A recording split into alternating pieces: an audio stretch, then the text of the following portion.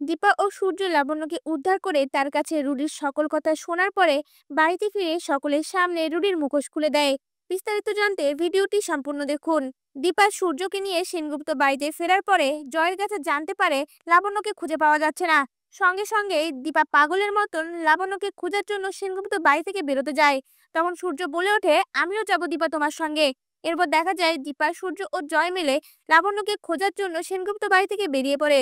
এদিকে দীপা সেই অনুষ্ঠানের আশেপাশে সকল জায়গাতে খুঁজতে থাকে আর মনে মনে বলতে থাকে, লাবণ্য কোথায় যাবে? তাহলে নিশ্চয়ই এটা রুডির কাজ। যেভাবেই হোক আমাকে লাবণ্যকে খুঁজে বের করতে হবে। এরপর আমি এই রুডির ব্যবস্থা করব। অনুষ্ঠানের চারপাশে খুঁজেও দীপা কোথাও লাবণ্যকে খুঁজে পায় না। দীপা সূর্য ও জয়ের সামনে বলতে থাকে, পাকা মেয়ে কোথায় গেল? যেভাবে হোক পাকা মেয়েকে খুঁজে বের করতে হবে। এই অনুষ্ঠানে নিশ্চয়ই সিসি ক্যামেরা আছে, আমাদের এক্ষুনি সিসি ক্যামেরাটা আগে চেক করতে হবে। এরপর দীপা সিকিউরিটি রুমে গিয়ে দেখতে পায় ছদ্মবেশী রুডি লাবণ্যকে ভিড়ের মাঝ থেকে কোথাও নিয়ে যাচ্ছে। সঙ্গে সঙ্গে জয় দীপাকে বলে ওঠে, বৌদিভাই ওই দেখো, আদরি আন্টি লাবণ্যকে কোথাও নিয়ে যাচ্ছে। তখনই দীপা বলে ওঠে, এ আদরি রায়, ছদ্মবেশী রুডি। কথাটা শুনে জয় চমকে ওঠে।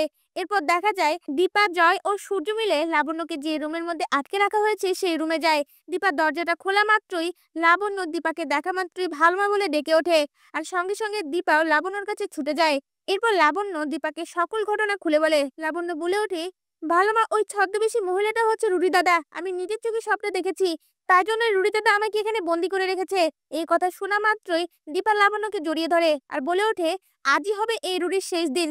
এরপর দেখা যায় দীপা লাবণ্যকে নিয়ে সেনগুপ্ত বাড়িতে ঢুকে। লাবণ্যকে দেখা মাত্রই রুডি চমকে ওঠে আর মনে মনে বলতে থাকে, এই মেয়েটা সবকিছু বলে দিল না তো?